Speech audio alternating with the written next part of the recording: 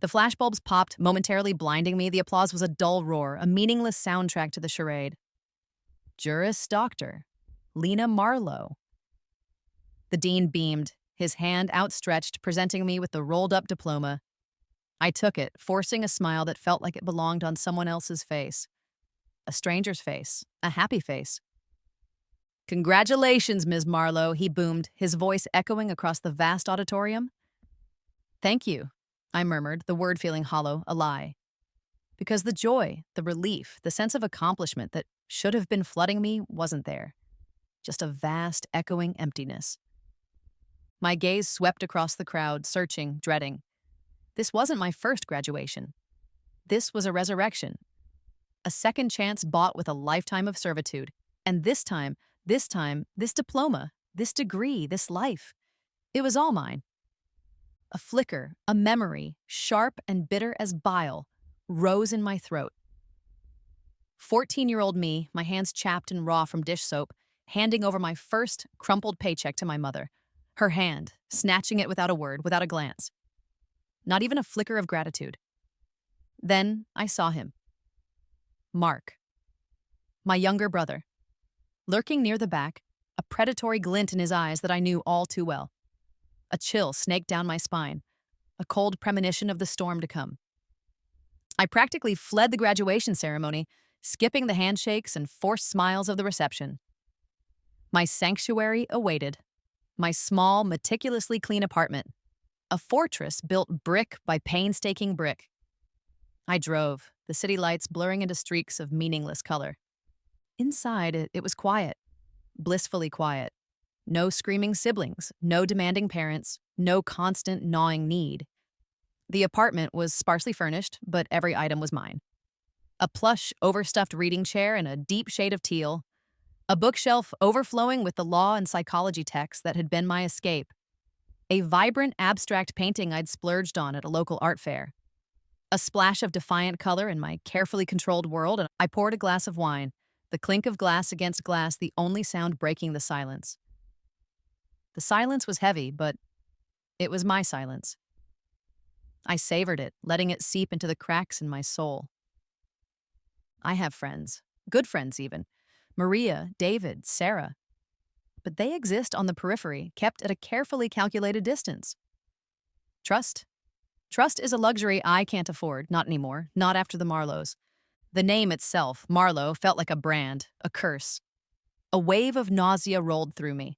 I took a large gulp of wine, trying to wash away the bitter taste. They think they own me, I thought, the anger a familiar burning ember in my chest. They always have. I sat down at my laptop, the screen glowing in the dim light. Job hunting. That was the official reason.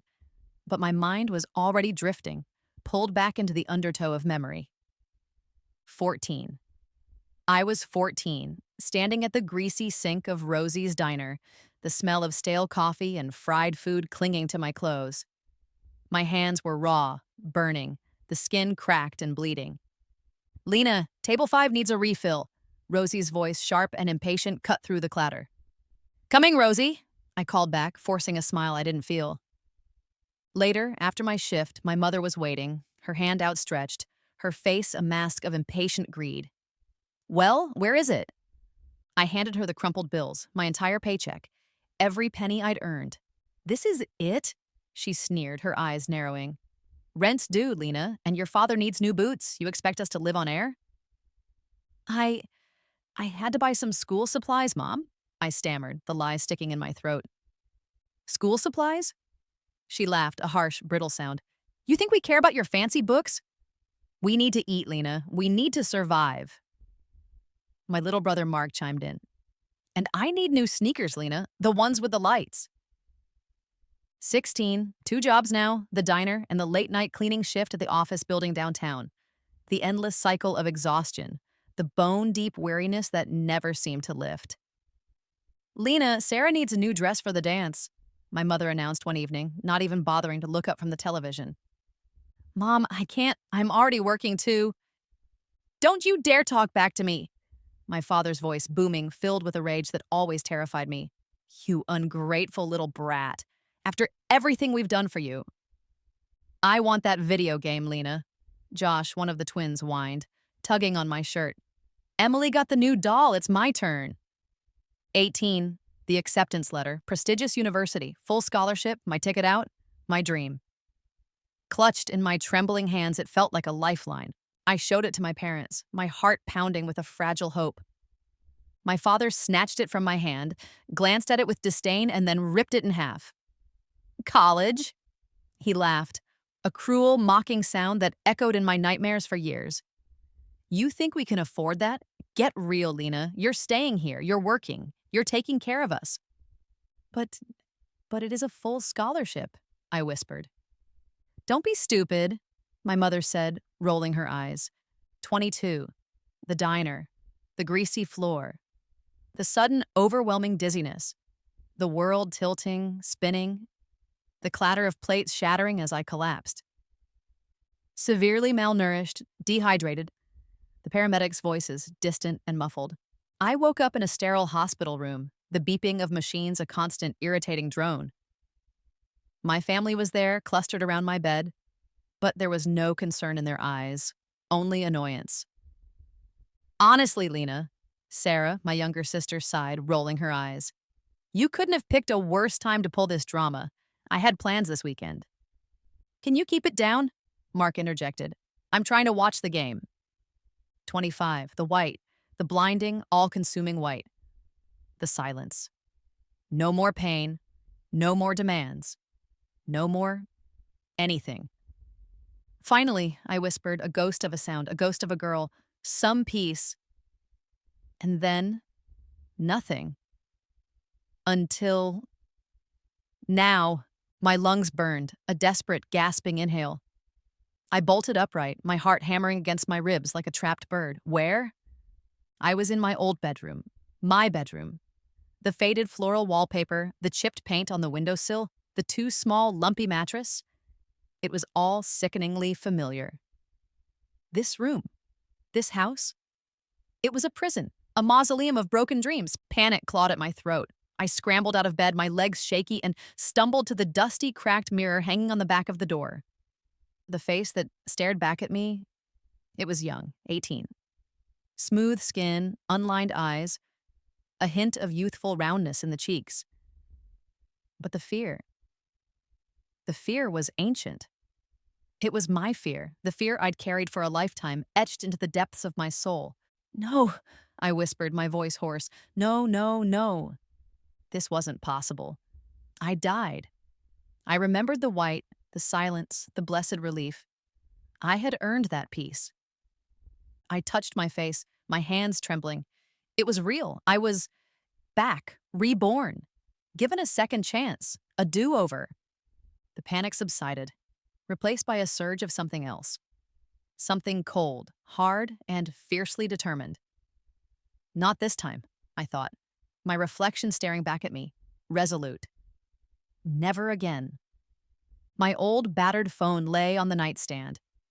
I picked it up, my fingers fumbling with the unfamiliar buttons.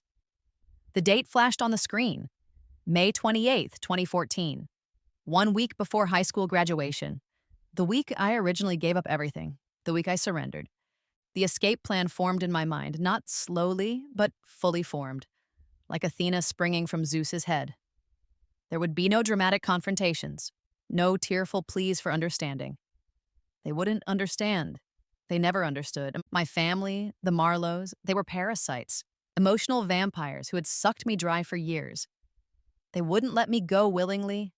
I had to disappear. First, the money.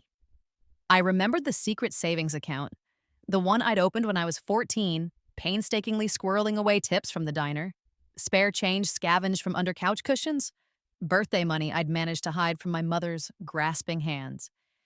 It wouldn't be much, but it would be enough. Enough for a bus ticket, a few weeks' rent, a start. I slipped out of the house before anyone else was awake, the early morning air cool and crisp against my skin. I walked to the bank, my heart pounding with a mixture of fear and exhilaration. I'd like to withdraw all the funds from this account, I told the teller, my voice surprisingly steady. The teller, a bored-looking woman with tired eyes, barely glanced at me. Identification? I handed her my driver's license, my old, expired one. I hadn't needed it in the life before. She processed the transaction, counting out the bills. It was less than twas than I'd hoped, but more than I'd feared. 1,172, my freedom fund. Next, the university. I spent hours at the public library, using their computers to research scholarships and grants for low-income students. I focused on universities far away, states I'd only dreamed of visiting: California, Oregon, Washington, anywhere but here. "Excuse me," I said to the librarian, a kind-faced woman with silver hair. "I need some help finding information on financial aid." "Of course, dear," she said, smiling. "What are you looking for?" "Everything," I said, my voice catching slightly. "I need everything." She showed me how to navigate the websites, how to filter the search results, how to find the hidden gems. Hours melted away, filled with the intoxicating possibility of escape. Finally, the loose ends. I drafted a letter to the school, my hands shaking as I wrote. "Due to an unforeseen and urgent family emergency, I will be unable to attend school for the remainder of the term. Please forward my official transcripts to the following P.O. box." I rented the P.O. box under a fake name, Jane Doe. It felt melodramatic but necessary. I couldn't risk them tracking me down. "Just for a few months," I told the postal worker, a burly man with a handlebar mustache. "I'm traveling." He shrugged. "Don't matter to me. That'll be $30. Graduation night. I wore the cheap, ill-fitting dress my mother had grudgingly bought me, the one that made me feel like a faded, washed-out version of myself. I walked across the stage, accepted my diploma, the applause a distant, meaningless hum. I even hugged my parents. My mother's embrace was perfunctory, her mind already on the money I would be bringing in now that I was officially done with school. My father smelled of stale beer and disappointment. "Make us proud, Lena," he mumbled, his words slurring slightly. "Don't screw this up." "I won't, Dad," I said, the lies smooth and practiced. The after-party was a blur of forced smiles, awkward conversations, and the overwhelming desire to run. I slipped away unnoticed, melting into the shadows. My backpack was waiting for me, hidden behind a dumpster in the alley behind the school. It contained everything I needed: my meager savings, a change of clothes, a few toiletries, and the carefully folded acceptance letters from the universities I'd applied to, my secret talismans. I walked to the bus station, the night air cool against my skin. The bus was old, rumbling, and smelled faintly of diesel and despair. But it was going away. That was all that mattered. I sat by the window, watching my hometown, my prison, disappear in the darkness. The tears came then, hot and silent, a release of years of pent-up grief and rage.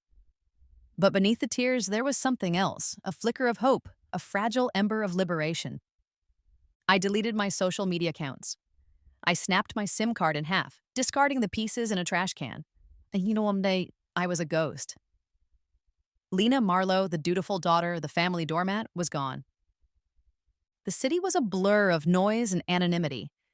I chose it for its size, its indifference. I found a room in a shared apartment, a cramped, dingy space with peeling paint and a leaky faucet. But it was mine. "Rent due on the 1st, the landlord, a gruff woman with a permanent scowl, said, handing me a key. "No parties, no pets, no noise after 10. "Got it," I said, taking the key. It felt heavy in my hand, a symbol of my newfound independence. I found a job at a bookstore, shelving books and ringing up customers. It wasn't glamorous, but it paid the bills. "You like to read?" the owner, a kindly old man named Mr. Peterson, asked me on my first day.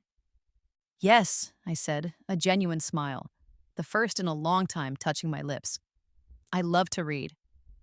I enrolled in community college, taking night classes. I excelled. The years of suppressed ambition, of stifled dreams, poured out of me. I was drawn to psychology, to understanding the twisted dynamics of my family, and to criminal justice, to the power of the law to protect the vulnerable. "You have a real gift for this, Lena," my criminal justice professor, Dr. Ramirez, said after I aced his midterm. "You should consider law school." I am," I said, the words catching in my throat. The dream, once dead, was flickering back to life. I made friends cautiously, selectively. Maria, with her fiery spirit and unwavering loyalty. David, with his gentle soul and empathetic heart. Sarah, with her quiet creativity and a sadness that mirrored my own. "You okay, Lena?" Sarah asked one evening as we were studying together at the library. "You seem distant." "I'm fine," I said, the automatic response. But Sarah saw through me. "You don't have to be," she said softly. "We're here for you." I looked at her genuine concern, and for a moment, the walls I'd built around my heart threatened to crumble. But I couldn't. Not yet. "I'm just tired," I said, forcing a smile. "Lots of studying." And then there was therapy. Dr. Evans, a woman with a calm voice and unwavering patience, slowly, painstakingly, helped me unpack the years of abuse, the neglect, the constant emotional battering. "It's okay to be angry, Lena," she said, her voice gentle but firm. "It's okay to grieve for the childhood you never had." I I don't know how," I confessed, my voice choked with emotion. "I've been holding it in for so long." "You're safe now," she said. "You can let it out." And slowly, agonizingly, I did. The tears, the rage, the guilt, the shame. It all poured out of me, a toxic flood that had been poisoning me for years. It was painful, exhausting, but it was also necessary, the first step towards healing, the first step towards truly being free. The envelope was thick, creamy, embossed with the university crest. My hands trembled as I tore it open, my heart pounding against my ribs. I scanned the letter, the words blurring through a sudden film of tears. "We are pleased to inform you, full scholarship, Juris Doctor program." "I did it," I whispered, the words barely audible. "I actually did it." It was a moment of pure, unadulterated triumph, a validation of every sacrifice, every late night, every ounce of grit and determination I'd poured into this impossible dream. A giant middle finger to the past, to the family who had told me I was worthless, that I would never amount to anything. I allowed myself a celebration, small, solitary, but significant. I went to a nice restaurant, the kind I used to only walk past, dreaming. I ordered a steak, medium rare, and a glass of their best red wine. "Celebrating something special?" the waiter asked, noticing my solitary table and the faint smile playing on my lips. "Yes," I said, the word surprisingly easy to say. "I am." I bought a new dress, not a practical, sensible dress, but a beautiful, flowing emerald green dress that made me feel powerful, confident, like a woman who could conquer the world. "I'm free," I thought, staring at my reflection in the mirror. The words were no longer a desperate mantra, but a statement of fact. And for the first time, I allowed myself to envision a future where I was in control, where I was safe, respected, and where the echoes of the past could no longer touch me. A future where I could use my hard-won knowledge to help others, to fight for justice, to be the person I was always meant to be. University was exhilarating, challenging. I threw myself into my studies, devouring legal texts, participating in mock trials, joining the debate team. The fire that had been banked for so long, the hunger for knowledge, for justice, blazed within me. "You have a natural talent for this, Ms. Marlowe," Professor Davies, my constitutional law professor, said after I delivered a particularly impassioned argument in class. "A sharp mind and a certain fire." "Thank you, Professor," I replied, keeping my expression neutral. I learned to cultivate a cool, detached demeanor. It was a shield, a defense mechanism honed over years of emotional warfare. Polite, professional, impeccably dressed, but always distant. No one got too close. No one saw the cracks in the armor, and except perhaps for my friends, my carefully curated, fiercely protected circle. Maria, a fellow law student, as driven and ambitious as I was, but with a warmth, a fiery Latin spirit that I envied. "You remind me of a coiled spring, Lena," she said one day over coffee. "Always so tightly wound. You need to relax." "I am relaxed," I protested, though I knew she was right. David, a psychology major, gentle and empathetic, with an uncanny ability to see through facades. "You don't have to be strong all the time, you know," he said quietly during one of our late-night study sessions. "It's okay to let your guard down."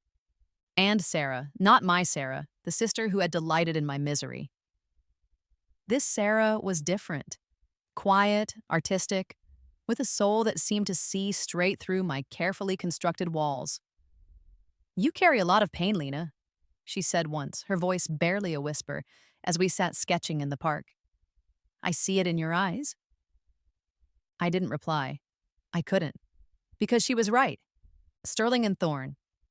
The name itself exuded power, prestige. Landing a job there as a compliance officer, straight out of law school, was a coup.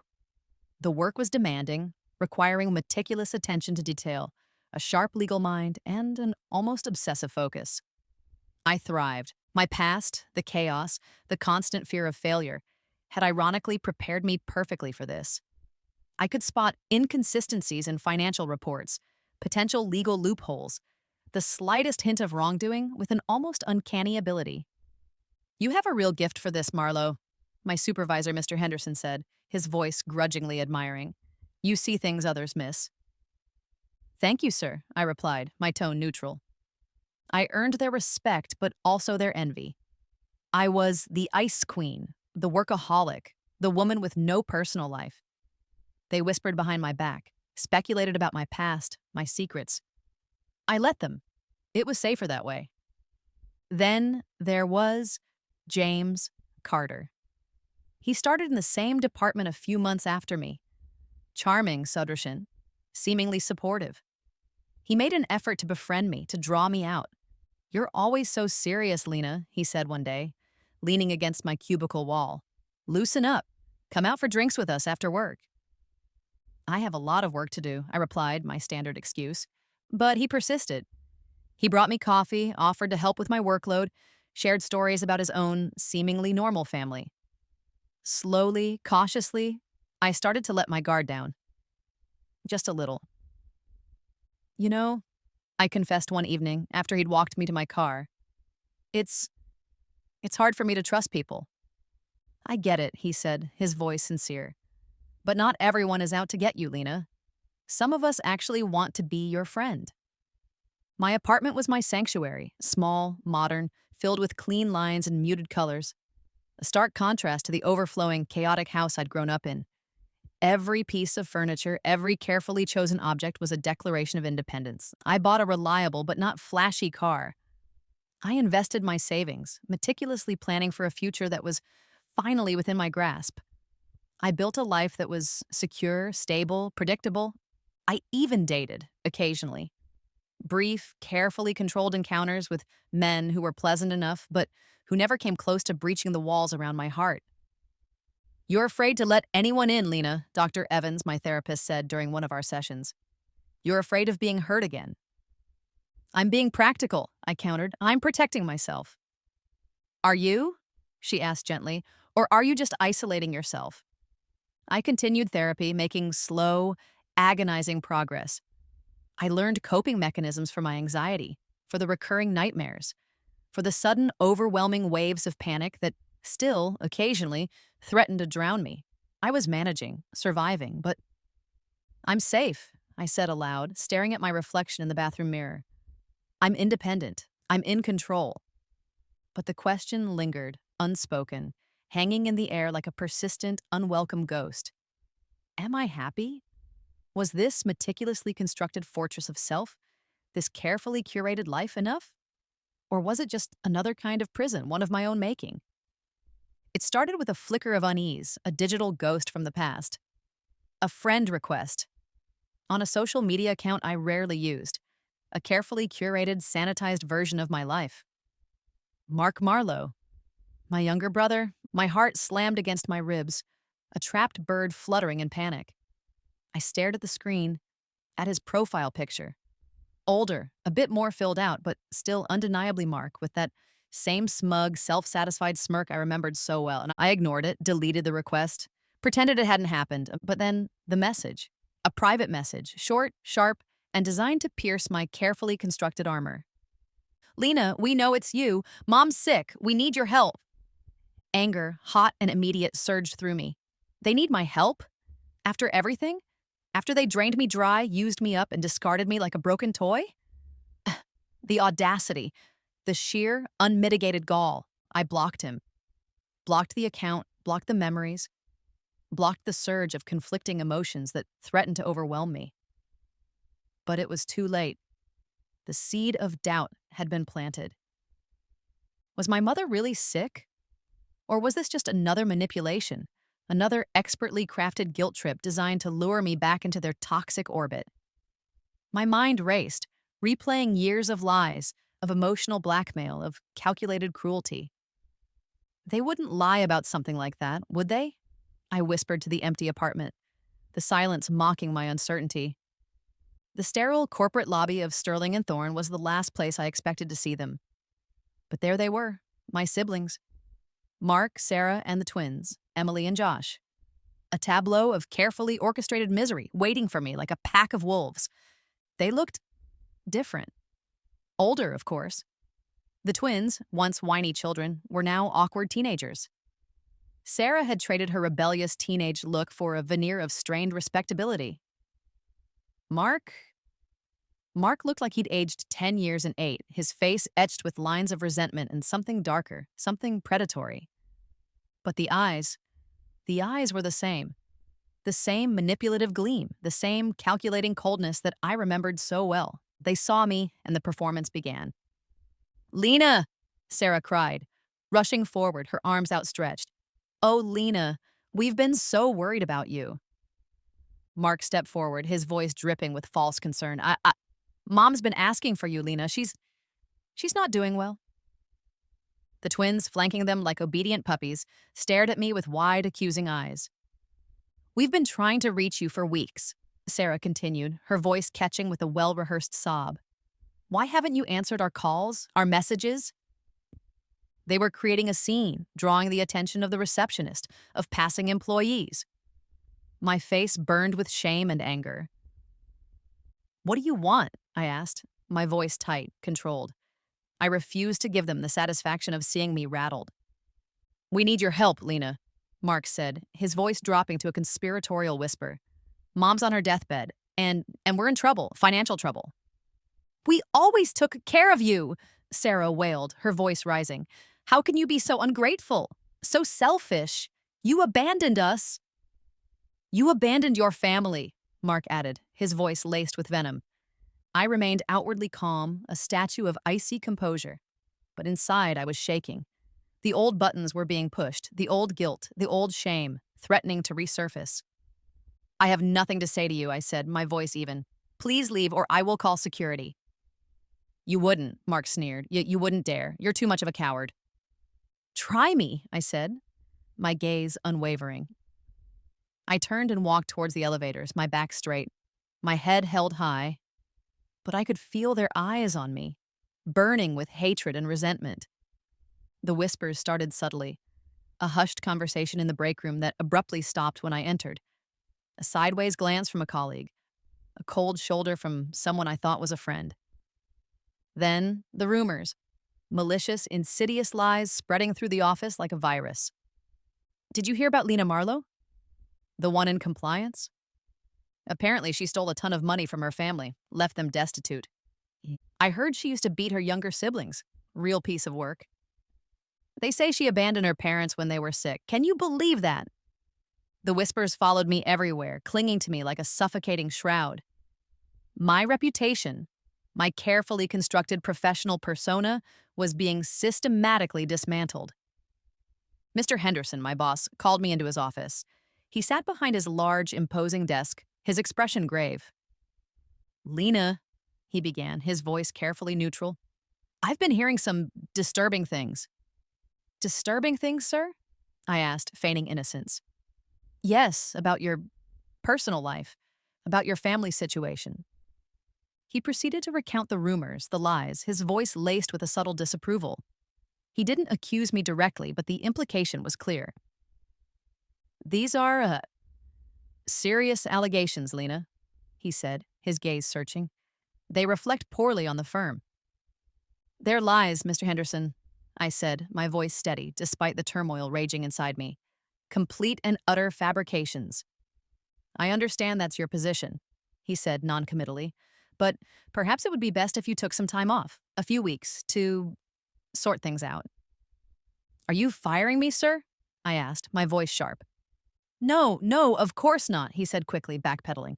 Just a leave of absence for appearance's sake. The metallic screech of metal on metal ripped through the quiet night. I jumped out of bed, my heart pounding, and ran to the window. My car, my perfectly ordinary, meticulously maintained car.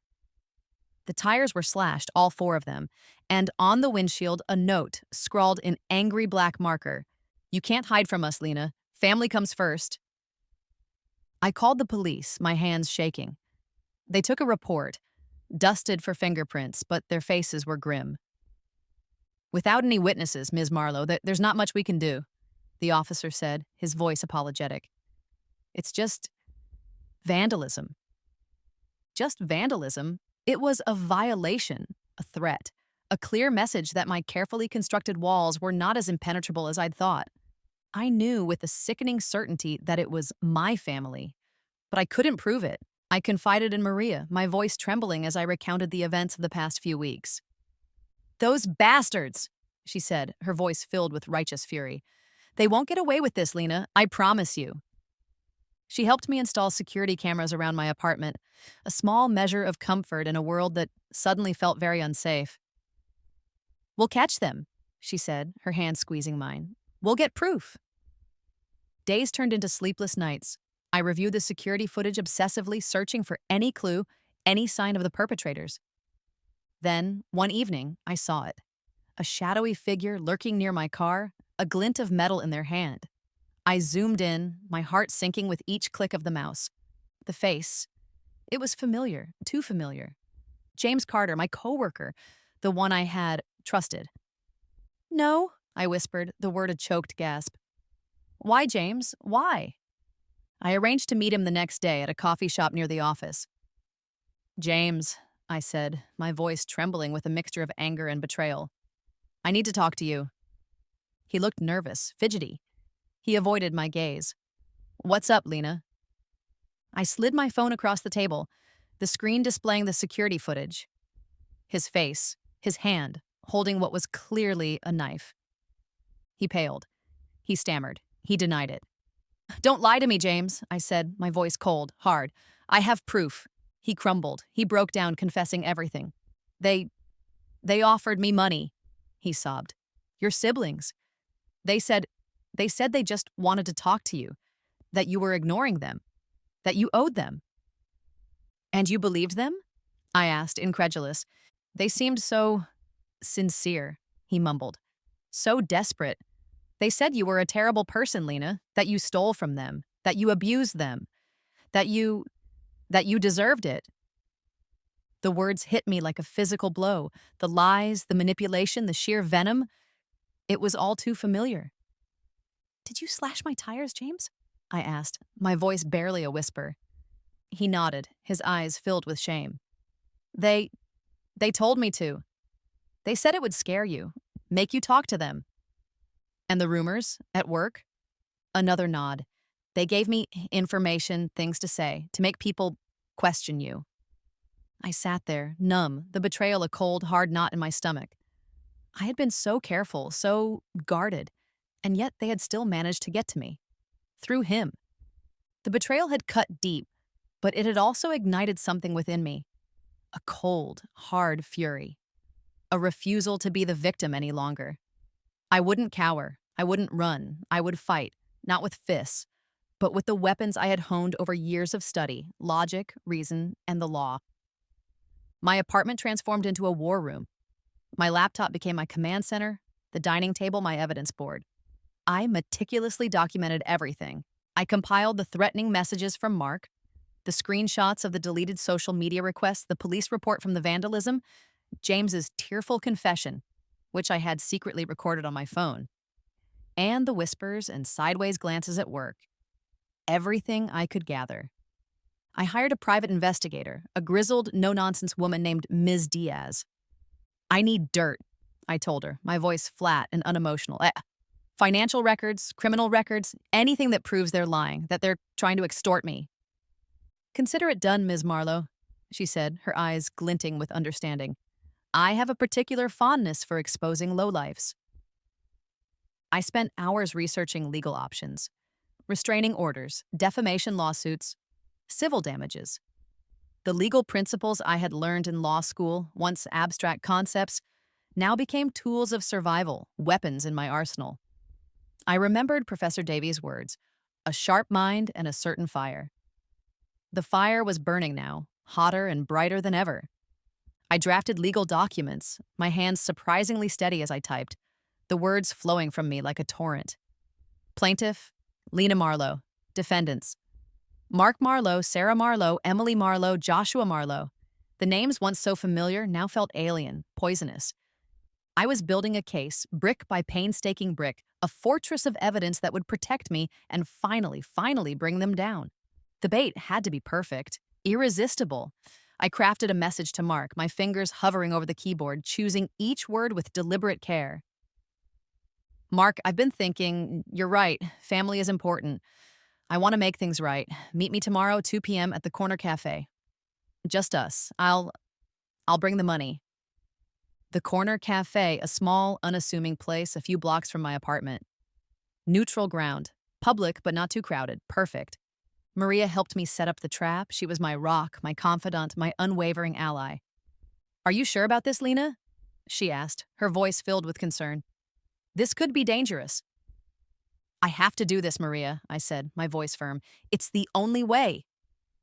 We wired me with a hidden microphone, a tiny device concealed beneath my blouse. We placed a small, discreet camera on a bookshelf in the cafe, disguised as a stack of books. Test, I whispered, adjusting the microphone. Maria, monitoring from her laptop in a nearby parked car, gave me a thumbs up. Clear as a bell. Be careful, Lena. I took a deep breath, steeling my nerves. This was it. The final showdown, the end of one chapter and the beginning of something else. Something free. Before leaving, however, one loose end needs tying. I picked up the phone, the number already entered. Good afternoon, this is nurse practitioner Tiffany from St. Jude's. I am just calling to make a follow-up appointment for Mrs. Marlowe. Is she available? Oh no, love, she's doing great. Out and about as usual. Planning a big get-together, in fact. Thank you, I said before hanging up. They were already there, waiting for me. Mark, Sarah, and the twins. Sitting at a corner table, their faces a mixture of smug anticipation and nervous energy. Lena, Mark said, his voice dripping with false sincerity. You came. I said I would, I replied, my voice neutral. I sat down, placing my purse on the table, the hidden microphone facing them. The charade began, fake smiles, hollow pleasantries. We're so glad you finally saw reason, Lena, Sarah said, her eyes glittering with greed. Family should stick together. Mom's been so worried about you, Mark added, shaking his head sadly. It's been hard on all of us. He continued with a pause, especially with the bills piling up. I let them talk, letting the lies and the manipulations flow freely. So, Mark said, leaning forward, his eyes fixed on mine. Did you bring the money? I did, I said, my voice calm. But first, I want to hear it from you. I want to hear exactly what you've been doing. Doing? Sarah scoffed. We've been trying to help you, Lena. You're the one who ran away, who abandoned us. Abandoned you? I asked, my voice rising slightly. I worked 2 jobs since I was 14 to keep a roof over your heads, food on your table. I gave up my dreams for you. Oh, here we go again, Mark said, rolling his eyes. The martyr act. You always were a sucker for a sob story, Lena. You haven't changed a bit. And you're still a manipulative leech, I retorted, my control slipping. We knew you'd come crawling back eventually, Sarah said, a smug smile spreading across her face. You always do. So, I pressed, ignoring her taunt, you admit you lied about Mom being sick? She was sick, Mark insisted, but his eyes flickered nervously. Just not as sick as we said. And you admit you vandalized my property? That was just a little wake-up call, Sarah said, her smile faltering. And you admit you paid James Carter, my coworker, to spread false information about me? To ruin my reputation? They hesitated, exchanging a quick, panicked glance. He was easy, Mark finally said with a shrug. A pushover, just like you. He said you were a cold-hearted Beppa, Sarah added with a cruel laugh. That no one would miss you, that you deserved to be alone. That was it. The final piece of the puzzle, the confirmation I needed. My demeanor shifted. The mask of vulnerability, of the scared, desperate sister dropped away. My voice became steel. I have everything recorded, I said, my gaze sweeping over their stunned faces. Every lie, every threat, every admission of guilt. The police will be very interested to hear this. I stood up, my chair scraping against the floor. Their faces were a mixture of shock, disbelief, and dawning horror. You're finished, I said, my voice cold and unwavering. All of you. I walked out of the cafe, leaving them speechless, their carefully constructed web of lies collapsing around them. The police station was a blur of activity. I handed over the recording, the evidence, the meticulously documented timeline of their harassment. Detective Miller, a woman with sharp eyes and a no-nonsense demeanor, listened intently, her expression hardening with each revelation. This is quite a story, Mrs. Marlowe, she said after I'd finished. And you have the proof to back it up. Yes, I said, my voice firm, I do. The arrests were swift, efficient. Mark, Sarah, and the twins were taken into custody, charged with harassment, defamation, property damage, and blackmail. I filed the restraining order, a legal shield against their toxic presence, a piece of paper that finally, officially, severed the ties that had bound me for so long. I went back to Sterling and Thorne, my head held high. I presented the evidence to Mr. Henderson, his face a mask of shock and disbelief. I had no idea, Miss Marlowe, he stammered. I am so sorry. James Carter was fired. His termination was announced in a company-wide email, a public shaming that, I confess, gave me a small measure of satisfaction. The legal proceedings were long, drawn out, emotionally draining, but I persevered. I testified against my family, recounting years of abuse, of manipulation, of being treated as nothing more than a source of income, an emotional punching bag. Your Honor, I said, my voice trembling but strong, they took everything from me. My childhood, my dreams, my sense of self. They tried to destroy me, but I won't let them. I'm taking back my life. During her family statement, Lena speaks directly and powerfully, using this as the ultimate moment of emotional release and freedom. For years, I was your ATM, your maid, your emotional scapegoat. I gave up everything for you, and what did I get in return? Lies, betrayal, abuse. You tried to break me, to control me even after I escaped, but you failed. I am here today, stronger than ever, and I am finally free. You have no power over me anymore. This isn't just about legal justice, it's about reclaiming my life. And I have. The verdict, guilty on all counts. The relief that washed over me was profound, a weight lifted from my shoulders that I hadn't realized I'd been carrying for so long. They were finally legally out of my life,